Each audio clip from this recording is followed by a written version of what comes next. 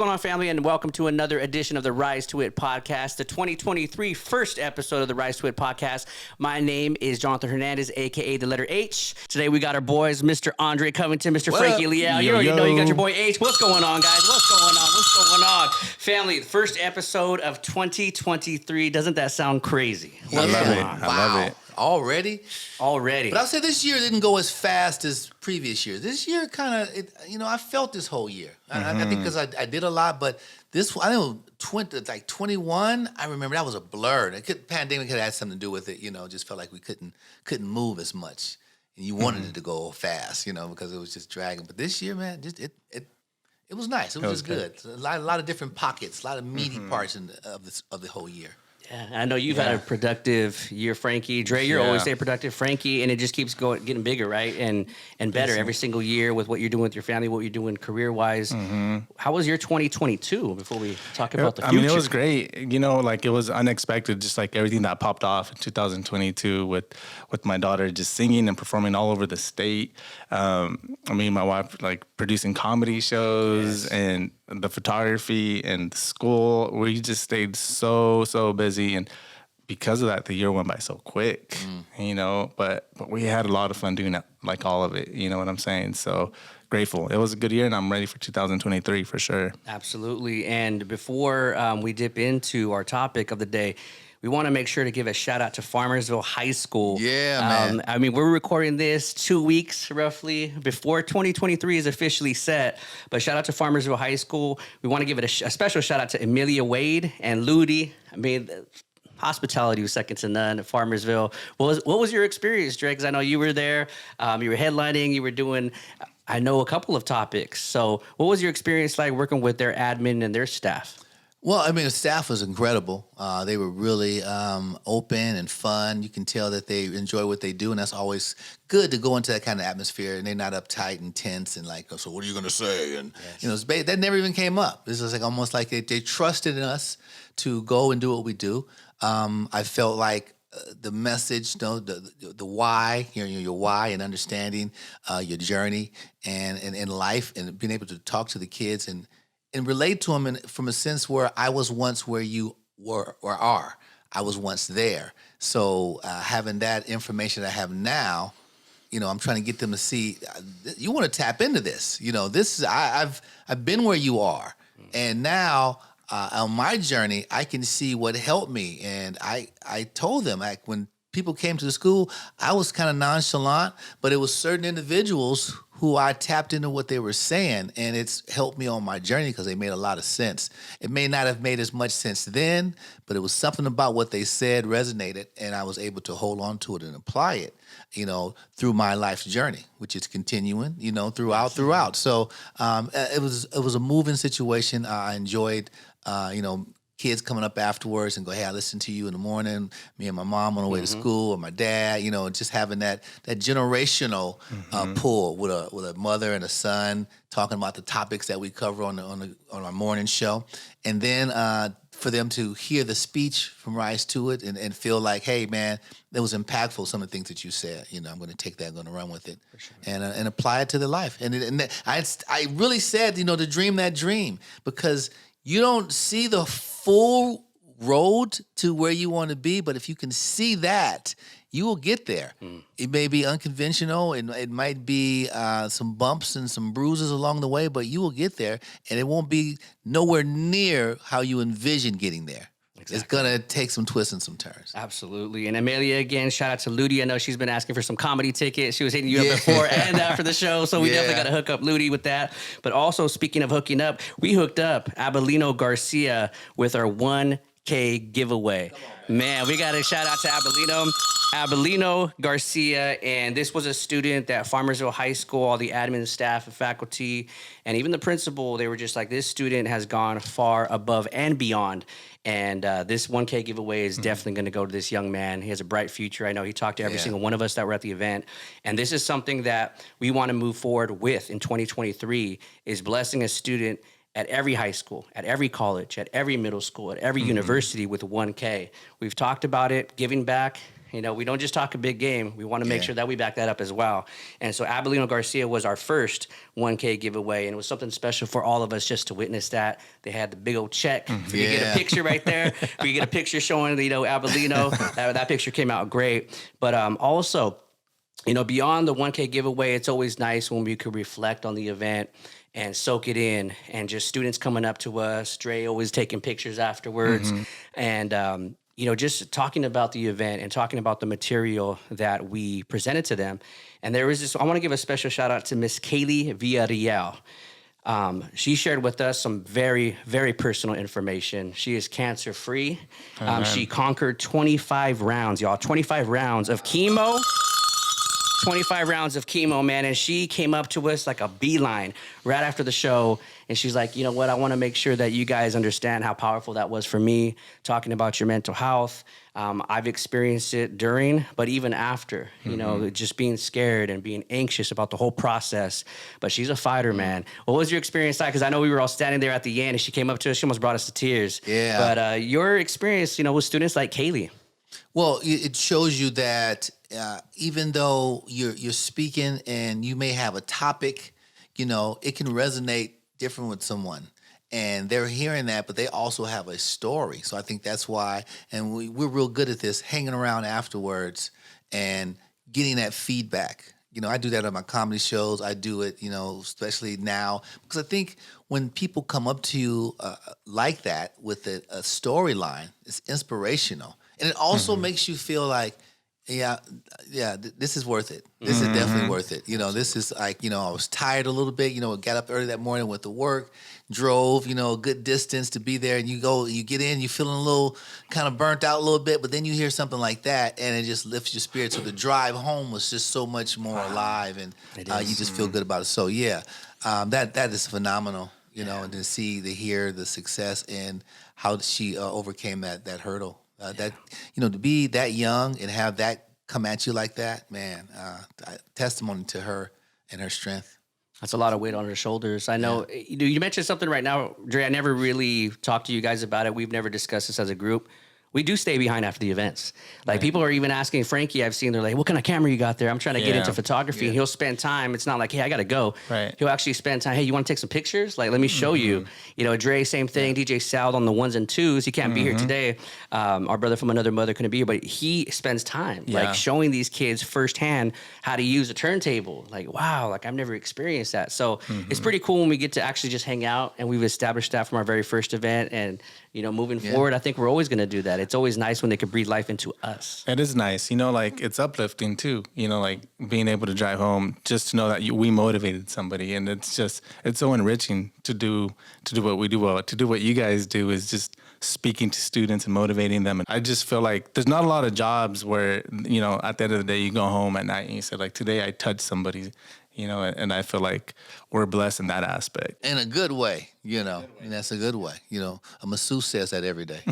You know, they get home from massaging people. You know, I touched a lot of people today. Over and over again. Different kind, for sure. We have paid. And that just goes to all the students out there. When we do come and we speak, and if there's something that you want to share with us, you know, hey, pull us to the side. If you want to be private about it, we can always bend our ear. We're here for you. That's why we're there. And if something has happened to you and you want to share and you've been uplifted and what someone said that day kind of hit home with you, just share with us. We definitely would love to get that information and run with it. Absolutely. Speaking of run with it, I know the very last podcast that we had was the Rise to a Very Merry Christmas giveaway. We went over, you know, several things that we were grateful for in the year 2022. And every single year that we have our vision locked and loaded, we make sure that we're executing at a very high level because people trust us. They keep inviting us back. And like you said, Dre, like they just put their hands up. All right, guys, like we trust what you guys are going to bring to the table today. But one of the things that I wanted to kind of pause on, and Dre we didn't talk about this, but it was like in that moment, I was like, that's an entire podcast. We got to save that. Was when Dre in the last podcast talked about leaving some people, you wish them the best, but also releasing them and wishing them the best from afar. And I do believe, Dre, you were touching on that we all go down the same road, and sometimes we drift off, and it could be a year, it could be a month, it could be just a matter of time where we find each other back on the same road. However, there's also those people that keep doing that. And I remember you saying to the fact of, I can't keep going back and forth with you. And so can you unpack that a little more for 2023? Because I know we had a lot of private conversations, man, this year, and our relationships continue to grow in our family, in our Rise to It family. But we've also said, it's almost like a steak. We want to cut out the fat, if you will. You know, sometimes it can taste pretty good, but sometimes it's not the best thing for you. And so when you said that, I've never heard you say that out loud. And it just seemed that you were locked in on a vision for 2023. So let's try to unpack that a little bit in this episode. Well, yeah, I mean, metaphorically speaking, we talk about a lot of things. You just mentioned the steak and cut the fat and things of that nature. I know when we travel, even when someone's following you in a car, and they're right behind you on the freeway, call it the road to our destination, and they switch lanes. And in your rear view, you're going, wait, what are they doing? And then they allow other cars to pass them and get behind you. Now you can hardly see them. And you're like, wow, they were right behind me. I know where I'm going. I got navigation. I got, everything lined up. I got the time when we're going to arrive. We're gassed up. I put gas in the car. I helped them when they didn't have any gas money. And all I said was, get right behind me. And for whatever reason, they're changing lanes. And then they exit. And you go, where are you going? And what we often do on our journey, which we are prepared for, we've locked in. We know where we're going. We can see it. We've put in the work. Our car's tuned up. Every person in the car has a valuable meaning to be there. And the one person who we said, hey, follow us on this journey, and we're all going to reach our destination where there will be the reward. Now they've exited. And what some people do is they get off too. They exit to go look for that person. Now you've just delayed your journey. You delayed your arrival time. Your GPS is going crazy, like, rerouting, everything's trying to figure it out. So what you have to do, and it's, I don't think it's mean spirit. I don't think it's something that you should regret. I think you have to stay on your road. You have to stay traveling down your road. And there's more merging coming on, and you hope to see them come back. And that's what happens sometimes. You're driving, and then you're going, and all of a sudden you see them, they merge. Oh, there they go. Oh, okay. All right, cool. And you're like, hey, get back behind me. But sometimes you can get so distracted trying to find where they're going. Obviously, they don't know. They don't know. They don't know where they're going. You do. So stay on your road. And if you have to make a phone call and say, hey, I'm on the road, I'm going this way. Hey, if you want to get back on, just go east, go straight, man. And that's all I can tell you. Yeah. But I got an appointment with my destiny, and I am hell-bent on getting there. And I'm not going to be distracted by someone that's changing lanes and getting off, getting back on, stopping, and not communicating with me. Now, if they break down and you have to assist, that's one thing. I think that's a little bit different. But even with that, you have to make sure that your journey continues, because that's why you're there, man. You're there for a reason. So, I mean, I hope that kind of unpacked a little bit, just to let people know that your journey is your journey. Right. And you love to, what I personally like, and what is happening with all of us, our journeys, our roads to success where we're on, they all merge together. And we started traveling down the same road. Now we hope to keep traveling down that same road. But if one of us was to exit, then the other two would probably file in a little tighter, and they would go, hey man, we lost him, but hey, still praying for him. Hopefully it works out for him, but the journey still continues. For sure. At the same time. And then sometimes that person exits, and then it's just you on the road by yourself. Yeah. But you're not alone, because you know where you're going. And if you have a higher power and a higher belief, you know that you're not by yourself. That's good. Frankie, let me talk to you, because I know before we officially made it official, Rise to It, I mean, we're rocking together. A lot of people don't know this, but before Rise to It and you became official, we were rocking together for a while. And so with that, we know a lot of the same people in the same circles. And we've also seen them kind of diminish over time. Right. Like they had a quality of work, they had a quality of life, they had a quality of what that was. It's no longer that. you've kept it consistent throughout the years. And I'm sure there's had to been some decisions to where you're like, you know what, I'm trying to get here, and maybe you're staying here, right? And it's nothing personal. I know you've admitted that you're more of a shy, timid guy in the group. For sure. But over the years, I've seen you also be like, I'm going to take care of me and my family, and I'm not going to let anything distract me. So can you explore that a little bit more? Because our viewers, I know they're going through the same things of, you're with 10 years friendships, 15 years friendships, and a lot of people hold on to that history. But I always feel that sometimes it has to be just that history. So Can you talk about that? Some of maybe the people, we don't say any names, but some of the people that you've seen doing the same thing, maybe at an even higher quality of work, and then all of a sudden they're just gone. So can you unpack that? One thing I just want to say about like all of us in here is like we're all driven people, we're all passionate people, and we all kind of like chose what we wanted to become, which is a really cool thing, right? Like you chose to get into education, you chose to be a motivational speaker, and that's a good feeling. To be able to go to work, like knowing that this is what you love to do, right? And like with Dre, like I feel like you can say the same. Like I'm sure your dream was to be a comedian, and now you're a comedian, and now you're a motivational speaker, and that's your dream job, right? Is that your dream job? Yeah. So, and for me, like my dream job was to become a photographer, was to take pictures, get into video. That's my dream job, and now I get to teach it, and I get to go to school and I teach students how to take pictures. So for me, it's easy, it's fun because we love what we do. And I just feel because we're passionate people. And some of those people who maybe get into it for like the wrong reason, I feel might take that exit, like you were saying, Dre, because they don't have, it's not like authentic, it's not the original plan. There's just some people that we have to leave behind. And I just feel the reason why we leave them behind is because maybe they're content with their life, right? And there's nothing wrong with being content. There's nothing wrong with renting a house or even a home, but maybe you don't own the home, and they're comfortable working like a 9 to 5. I think that's fine if you're content with that, if that's the lifestyle that you want to live. But I feel we're like driven. Like I feel like we're all driven here, right? And if you want to be driven at home, you got to put in the work. You got to put in the sacrifice. And what I'm trying to say is I just feel like those people, it's hard to go back and talk to them because those conversations are not the same. Like we don't have a lot of things in common. Like a good example could be like, let's just say if I wanted to go to the bar, I can call or 8 out of my 10 friends will be like, hey, I'm going. I'm there, right?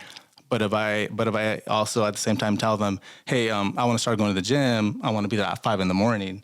Well, I'm gonna have like two out of the 10 people there, right? So people don't. It's like they don't want to work hard, like they don't want to. They're not really driven, and I just feel with CEOs and successful business people, they're gonna hang out with people at their level, and I just feel like they're just limited. There's less people, and like we've all heard that. We've all heard that saying, like it's lonely at the top, and I feel like it's lonely at the top because there's just less people. Like the preach, right? Yes. Like the more success, like the better you get at your job, like people just start falling off, and then like some people might say, "Oh, you're going Hollywood on me."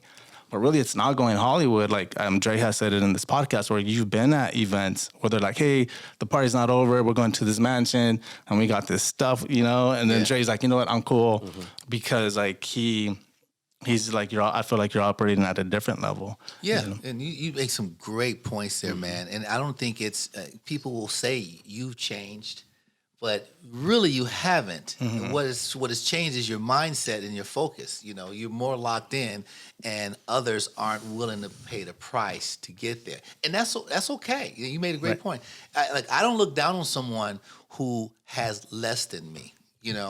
What I look down on, I won't say look down, what I'm disappointed is when they have less and they complain about it and they're doing nothing to change it. There we go. Yes. It's like, why are you complaining? Yeah. Like you're doing the same thing. You're still hanging out late at night.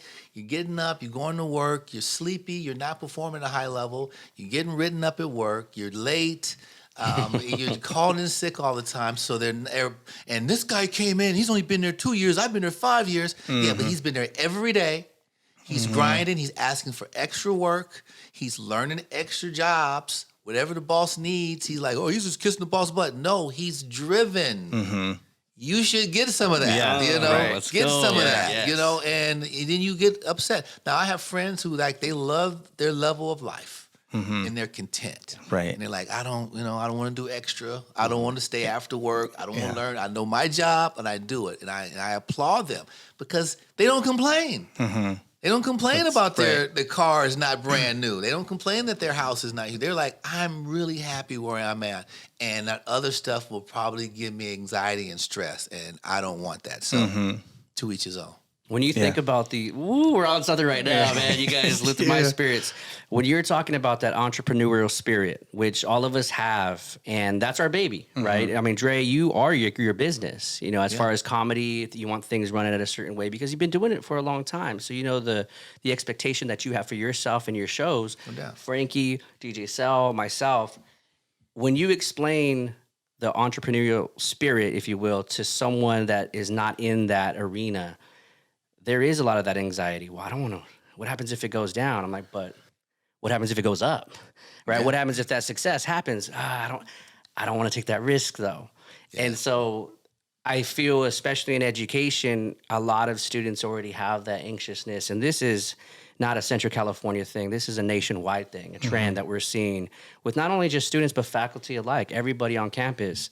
And we're seeing more timid, more shy students that are not in their comfort zone. I shout out again to Farmersville because they got out of their comfort zone real quick when we were there. And it was great to see that. But I think that's what we bring to the table is to get them out of their seats, is to have them forget about that anxiousness and that timidness. But Dre, when you were speaking right now, it kind of just reminded me of really the goal that I have for 2023, and I've been having it, and the goal that I seek, and it just keeps getting better and better every year, is just kind of filtering out the people that are genuinely there, the people that genuinely want to be there and want to see you succeed. Because you guys were both talking about it's lonely at the top. It really is. Right. The people that you thought would support you, unfortunately, don't. And I mean, I could post a picture of a burger and I could get like 300, 400 likes. Right. And then I could post a picture of us giving back to the community. That's going to get like 20, 30. That's the world we live in, unfortunately. Right. Yeah. And I've learned to accept that. What I don't accept, though, is people not striving for greatness. And it may sound, me and Sal had a conversation where we're going back and forth like a seesaw. And he was like, I see it this way. And to each its own, because I respect my brother. I know he couldn't be here. And I want to get your thoughts on that. For me, over time, the energy, the stress, the belief that I have for certain individuals in my life, like, man, you're a better speaker than me. You could be doing that. Yeah, but I don't know. I'm like, can't you see it? It's almost, I want this more for them. Yeah. And if we're not emotionally connected, and I know that may sound androgynous, that may sound like, wow, like I'm not comfortable going on a deep level with some of my men. Well, most likely you don't have men in your circle. You have boys. And so for me, we have to be emotional. I don't want the small chat. I don't want the small talk. And so like the 2023 version for me is saying, if we're not going to grow, you got to go. It's as simple as that. Wow. It's as simple as that. Because I don't want to waste my time just doing the small talk. How's the weather? I could check my phone for that, for the whole 7-day forecast, in a matter of seconds. How your Raiders doing? You already know what that is, right? Yeah. So, you saw the game. You saw the game. So, Dre, then I want to hit on Frankie. Where have you developed that? Because over time, I have seen both of you grow emotionally. We're able to be transparent with our audiences. And then now we're able to see those students that resonate with our message on a deeper level. When did that happen for you, Dre? Because when I met you, it was, the comedian. It was the radio host, #1 radio host of SenCal. Those things that I expected. What I did not expect is the Dre. It's just almost a more polished version, like a multifaceted version. So maybe talk about that growth that you've seen. Well, you know what? And I guess I like inspiration, and watching you work and seeing the bigger picture, and then watching others do what it is we're doing, attempting to do each and every day, and seeing the joy behind it, and then seeing the impact that it brings. I love impact. I love to be impactful. and no matter what I do, whether it's comedy or doing a morning show or doing this podcast, I just wanted like somebody to get it, to leave feeling like, wow, you know what, that was deep. Those were some meaningful words, and I think for me, I had to continue to, study the game, study how it's the delivery. Take what I've already have, my confidence that I have on stage from years of stand-up, let that transfer into the motivational side, understanding that I'm not up there to crack jokes. If one comes out, cool, but let the message be the most important thing. I had to do the same thing for radio. I first started doing radio, I was coming on doing stand-up on the radio, and it was like, they were like, hey, bro, that's not... what are you doing? Like this is not a stand-up hour. So I had to relearn that. So and I think, learning all that and taking that, I feel now that I've polished what I do on this format, and I just I'm just loving it because the confidence part, and I would say to anybody who's watching this, if you don't have confidence, you're gonna have struggles. Yeah. And it's just your confidence it starts off, if you just have a little bit, just get a little bit of confidence. And I think once you start to get more, you will see the transformation. And I think to answer your question, for me, I think the polishedness is the confidence becoming more secure in what it is that I'm out there to say, and not worrying about what someone else is thinking as they're sitting there watching me. So that happened in stand-up. You worrying about, are they getting these jokes? Like, you know what? At the end of the day, I'm like, you gonna get these giggles. You may fight me to try to laugh, but at some point you gonna go. I see people fighting it sometimes, but they don't. For whatever reason, they had a preconceived notion of me, notion. So they put the walls up. But I'm just chipping away at them. Yeah. And then finally they just burst out and they can't help it. I've had people tell me after, man, I listen to your morning show, and sometimes you're a little racy on there, man. You get a little raunchy, and I was like, I don't really like that dude. But I came and watched you stand up, and I had a whole new thing. Yeah, he said, I get it now. He said, you're playing a character, and I watch your stand up, and that's you talking about the things the way you see it. He goes, I got it. And I think this podcast is the same way. It's a deeper version of me, interacting with my guys for a bigger cause, which is to be impactful to our listening audience. For sure. Frankie, over time, we've seen you, and I've said this in multiple episodes, you become out of, getting out of your shell. Right. And you speaking on your experiences in the classroom, at home, now you have like all these different levels, these hats that you wear. Yeah. When did you see yourself be fully, I wouldn't say confident, because I don't think all of us are fully like 100% confident in anything. Like we're always, challenged with new challenges every single day. But when did you get to that point to where you're like, I could do this? And, I got to shed that person, that Frankie from 2013 or 12, when we met. When did you get to that point of realization, like I can do this? And maybe it's the people that I'm surrounding myself with, the conversations, the mindset, all that.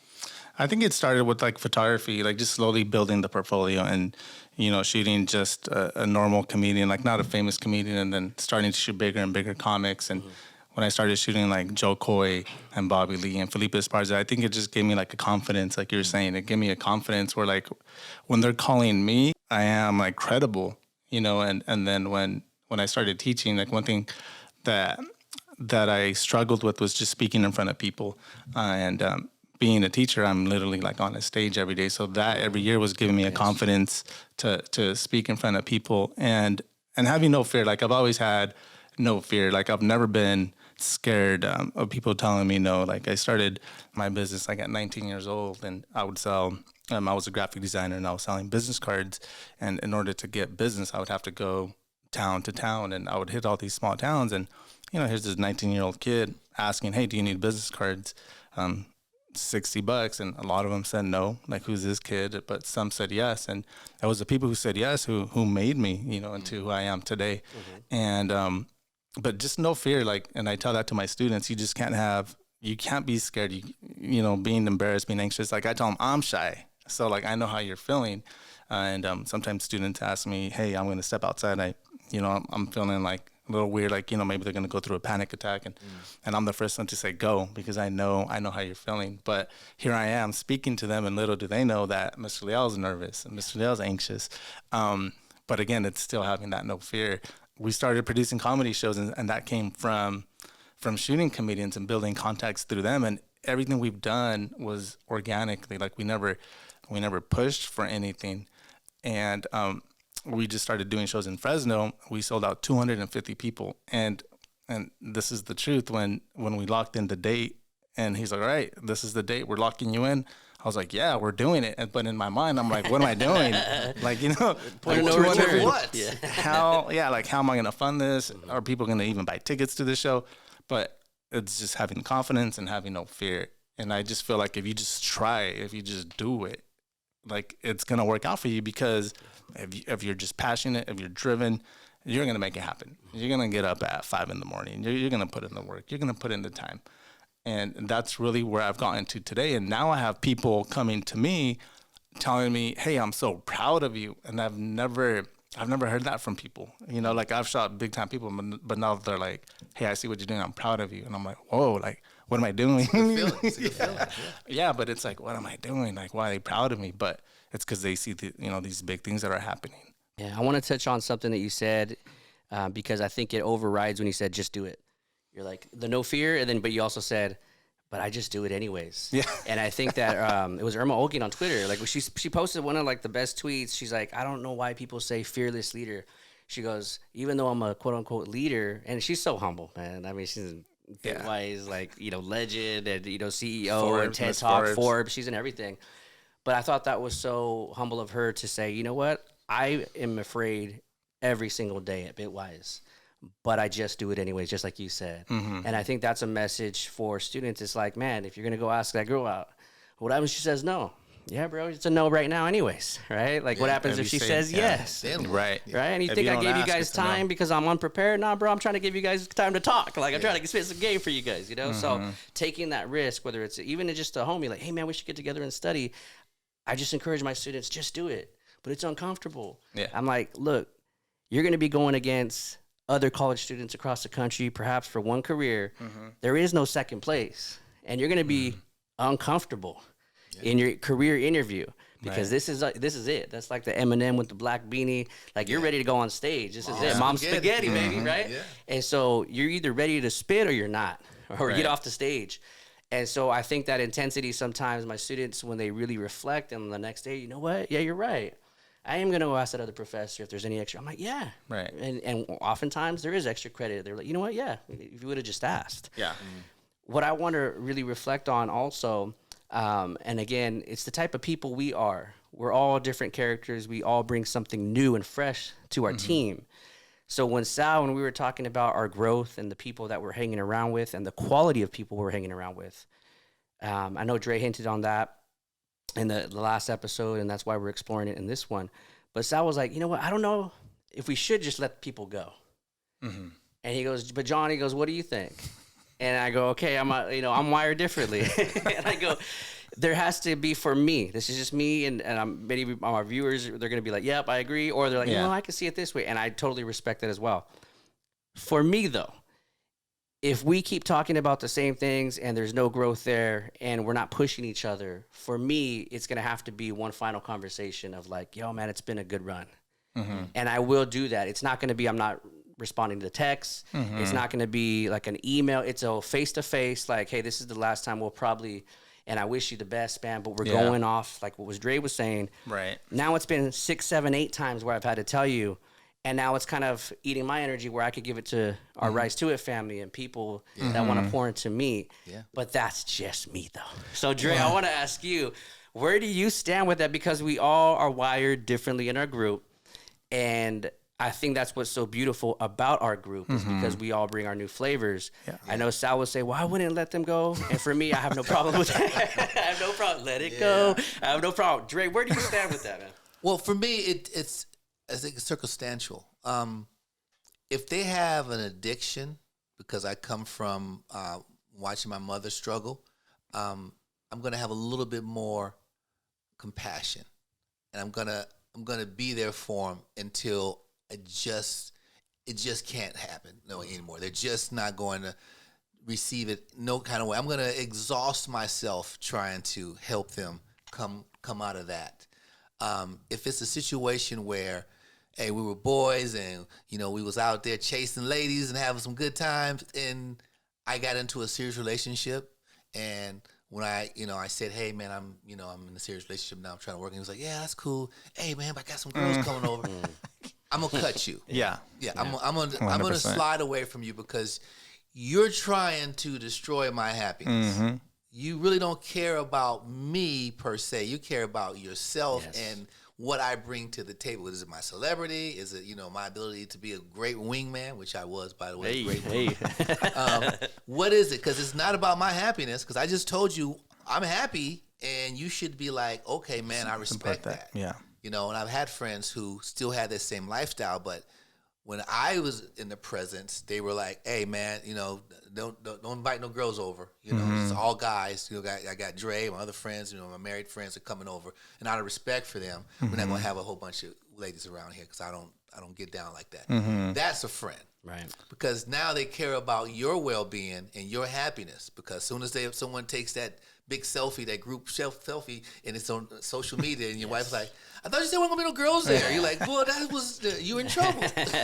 You're in trouble. For sure. So a real homie is going to protect that. Yeah. And ones who don't, you might get me one time, and I've been got, the big photo gets, and I'm like, I got to explain, but I'm not going back over there. I'm like, hey, man, you really put me in a bad spot when I got home. So he was like, oh, man, she'll get over it. Now you really don't care about me. So, I think I'm a little bit different than you. You seem like you coming in with a samurai sword on everybody. I'm cutting. No, I think to a certain point. Because other than that, I mean, if I keep going, I'm going to have to samurai myself, so there gets to a point to where it's just like 7, 8, this is a lot.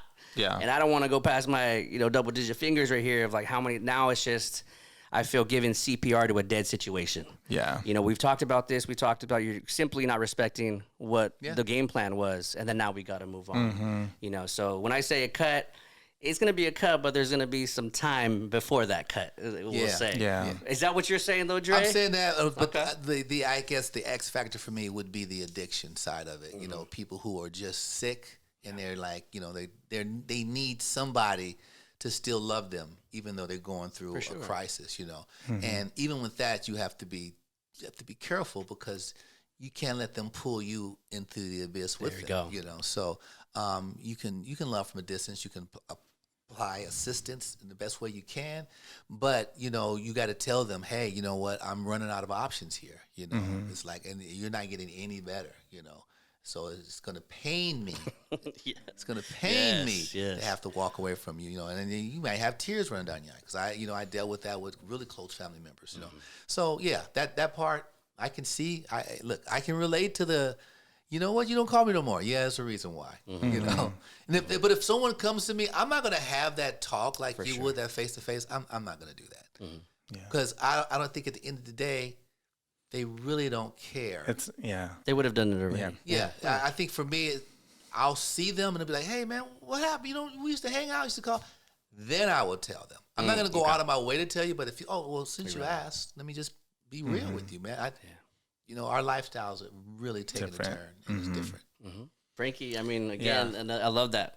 Yeah. Frankie, what about you? Again, different character, different persona in the group. For sure. Different personalities, for sure. So I'm really like just like a homebody in a way, So like I just feel like if I was ever in a situation like that, the type of person that I am is I won't have that conversation. I just won't pick up the phone. Like I won't even address it. It's just so you go ghost. Put you on a milk carton. Gone? Pretty much. Okay. Yeah. Like if we don't have the same lifestyle, there's no reason for me to go hang out. Like if I go to someone's house and they're doing things that I don't agree with, and then it's like, okay, and then we're good. Like, but I'm not that guy where I'm going to have that conversation with you and say, hey, this is what you're doing and I don't like it, and now we can't hang out. It's just, that's your lifestyle. You do you, I'm going to do me. And that's kind of how like I roll. So, But to answer your question, I just go ghost on people. I'm actually, Nadine again, I'm not surprised, man. But I thought there would be some kind of explanation, but that's cool that you actually admit that, like, yeah, I'm just gone, dude. Like, you'll never see me again kind of thing. Yeah, like if we're not vibing, it's like, we're good. And I'll dip out too, man. The dip out is real smooth. Yeah. Like, you gotta know how to dip out too. It's really, one of those situations where you're up against the wall, woman, and you up against another wall, which is closer to the door, and then the door opens up, and you don't open the door. But as someone is coming in, you go right out. It's almost like it's bodies passing, and then you're in your car and you're gone. Mm-hmm. Yeah, I would do that too. I'm a dip out dude. Yeah. Dip out, dude. Yeah, I dip I'm the one who like cut the DJ off. I got something to say right Give now. me the mic. Give me the microphone.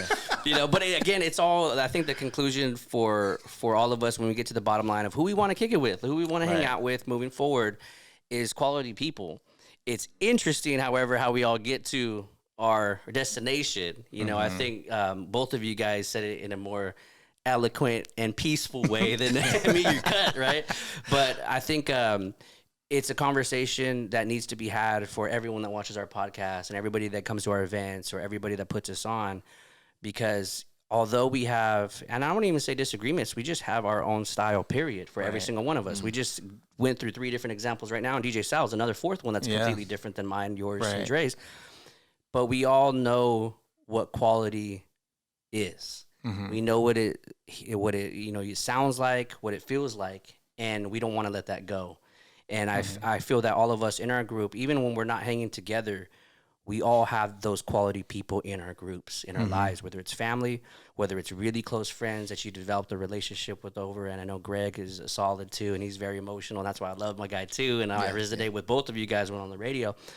But I think that's something that's a testament to us, to where we're always thinking about, like, man, what's working, what hasn't worked? There was one night, Dre, you called me, and we were just talking. You're like, man, I just want to make sure that I'm solidifying those relationships, that they're reaching out to me too. I feel like I'm reaching out to so many people, but that reach isn't coming back, And so is this the first time maybe you've really thought about that? It was almost like a reflection, and me and you talked about like 45 minutes. I was like, yeah, bro, I'm feeling the same way. Like, so maybe you could talk about that. Well, yeah, I think, when you put into a relationship, I mean, outside of your significant other, we're just talking about your friends. For sure. Your core group of people. I think if we all just wrote down the people who we're closest to, and we started doing deductions from, like, you gave them 100 points, and you started doing deductions by 10 points, 10 increments, and said, okay, how many, have they called me more than once in the last 2 weeks? Minus 10 points here. People will start getting, and then you'll get down to maybe someone will have 60 points left, someone will have 20 points left, but you still consider them like your core group of people. Your guy, that's my guy. But then you go, all right, now let me do the same. Wow, I called him 2 days ago. I left a voicemail, I texted him, I didn't hear anything back for 3 days. I just had him over for dinner. I haven't been invited to their house in over a year. Yeah. You start doing the same thing, and you go, wow, I still got my 100 points. He's got 30. Where is the equity there? Where is it? It's not equal. You're not running parallel. So you got to start. And I think for me, I started reaching out to people instead of talking behind their back or just building a resentment. I started telling them, I said, hey man, I don't think this friendship, it's not equal, and I'm going to need you to step up. And there was one friend I called, I said, I'm going to need to step up. There you go. You're like, you really be checking on me. Yeah. Like, you really be like supporting me. You be at my shows, you'll be pop in like, yo, I didn't have to call you to tell you about a show. Oftentimes, people call you, hey man, I heard you got a show. I want to come out. I want to support you, man. 100%. And you got any free tickets? You're not supporting me if I'm giving you a free ticket. Right. You're not. Right. Support is like my friends who show up with 6 people and they all paid. And they're sitting there in VIP. They paid the premium. Right. They're like, hey, Dre, I want you to meet some people, man. This is my boy Dre. And I'm like, yeah, this is my guy. This is what I'm talking about. Yes. You're bringing in revenue to me. That's support. Yeah. So I think we have to all look at that, and we have to ask those tough questions, who is giving more in this relationship? Is it balanced? Is it uneven? How are the scales set? You know? Yeah. You made a good point, and I have a friend like that. His name is Augie Lopez, and he's one of those dudes where he just supports. And that's why I shouted him out, because he went to my show, to the last show, and I said, hey, man, you and your dad and your cousin, you go to the bar and you say, Frankie's tab, and you're taken care of. And he said, Frankie, that's not why I came. We're going to come pay. I'm going to go pay for the food. That food is bomb. I paid him. I gave him a $10 tip, and I paid for all our drinks. And he's like, I came because I want to support you. Exactly what you said. Yeah. And I was like, dang, okay. You know, but and then I had 100 more of you. Yeah, right? That is rare. But it kind of, it puts it into perspective, you know, where you put it out on social media and you say, hey, come to this show, come to this event, whatever it is, you know, the friends slide up, hey, hook it up. Where it kind of should be the opposite. Well, if you're my friend, and then you should be paying, you should be supporting because you're my friend and you want us to succeed. And I have another friend, I'll just say his name because I call him a season ticket holder, Danny Leva. He's just, everything I do, he is there, and he's paying for tickets, and I try to give him discounts, and he refuses. And I'm like, these are like good people, good vibes. And then like one show, he bought 4 tables. So, you know, those are friends, man. Those are friends, like you're saying. Like, let me introduce you to this friend, and it's like, okay, so I want to be more like that, though, you know, too. So I'm not perfect. Well, so. you know what you got to do when you think about someone. Rule of thumb I've tried to incorporate, and I think I called Dr. H one time. I said, hey, I was just thinking about you, man. I just called you. That's when I think we started talking. We're just like, hey, you were on my mind kind of situation. I think a friend recently, I just thinking about him, and I was getting ready to hit some golf balls, and I said, hey, let me call him. I'll call him later. No. Then I heard a voice say, call him right now. So I just sat down on a little bench, and I called him. It was a comedian friend of mine, Courtney Gilmore, and I called him Courtney G. And we talked, man, for about 2 hours. I'm sitting out. It was a beautiful day. And I'm just sitting out, and we were just reminiscing because we used to travel a lot. And this guy used to be there. And, you know, a month later, he passed away. You know, he passed away. But I look at that. We had a great. Had I not called him then, you would have regretted that. Another month would have went by just like that. Yeah. And then someone would have called me and said, you know, Courtney, I'd be like, oh man, I was just thinking about him. How many times have someone passed away and you were like, I was just thinking about them. So for me, my new rule of thumb has been, you pop into my head for a reason. I'll call you. And, you know, let's catch up. Even if I called a buddy who lives in L.A., was a good friend of mine, Jeff Jackson. I called him, and he was like, I'm getting ready to run out, man, but hey, I just need to hear your voice for a few. And we talked for like 10 minutes. It was quick. I was driving. He was getting ready to leave. He goes, all right, I got the next call. I got you on the next one. So I would just recommend doing it when you think about it as opposed to just putting it off. That's right. Yeah. Because out of sight, out of mind. Right. Definitely takes place. It will kick in because we're busy people. You know, you can't be successful in life and not have a boatload of stuff to do every day. Yeah. You know, you ever think that your plate is clear? Yeah. And you turn around, you come back. Who filled my plate up again? I know. It's like your grandmother's at the house. Hey, baby, here's some more chitlins. Here's some more meat. Like every time I turn around, she's slapping more food on. That's how life is with us. It's just constantly the plate is getting filled up. So you know we have to find those moments for things we care about. Things you care about, you will find time for. That's what I tell my kids all the time. That's good. Amen, man. And I think we're very blessed to have people in our circle that are really there for us. They're not asking for discounts. They're supportive. Right. Sal Vargas, when you guys are saying it, I was like, man, Sal Vargas since college was always like Big John. He's small in size, but he's Big John to me, right? He's always doing big things. And even though he lives in the coast, it's like he loves what we do at Rise to It. I always send him some gear. But I'm blessed to have a lot of brothers like that. However, I feel what you guys have said is important. I've also apologized like never before over the past, I would say 3 years. Like during the pandemic, there was a time of reflection of like, yeah, I could have said that a different way. Let me call and hopefully they pick up, and they did. And so they're like, dude, say less, dude. Like, you know what? I needed that. Sometimes they say I needed that, but sometimes they're like, yeah, I was gonna knock you out. So, I mean, it's great that we could say that we're not perfect. Right. And we're still working on the things, and then we could kind of like pick and choose the things that work for us. Yeah. Well, we get busy, you know, and like now, like people don't go to people's homes without calling, right? Like you just don't do that.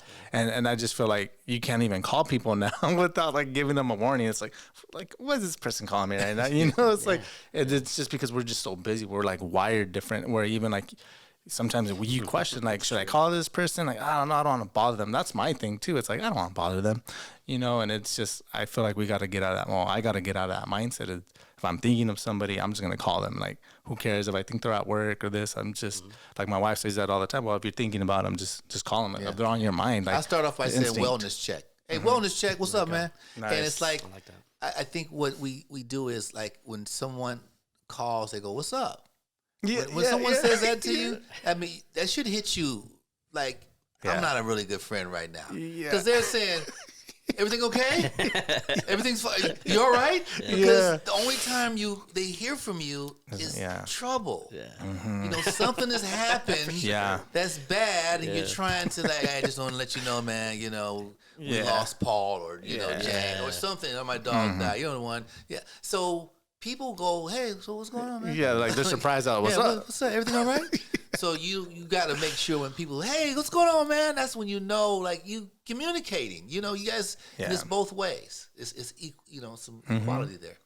Let's make sure that we keep the equality for 2023, family. We're looking forward to this year exceeding our expectations. Every single year has been just that. I know 2023 is going to be no different. Let's go ahead and give a bow for another episode, our first episode of 2023. Family, thank you so much for joining us on another episode, a 2023 episode of the Rise to It podcast. 2-finger spread. Try your best to stay positive. And I'm going to bring King Eli. King Eli's up in the studio over here. So if you could bring him over here, he's going to be closing us out today for our first episode of 2023.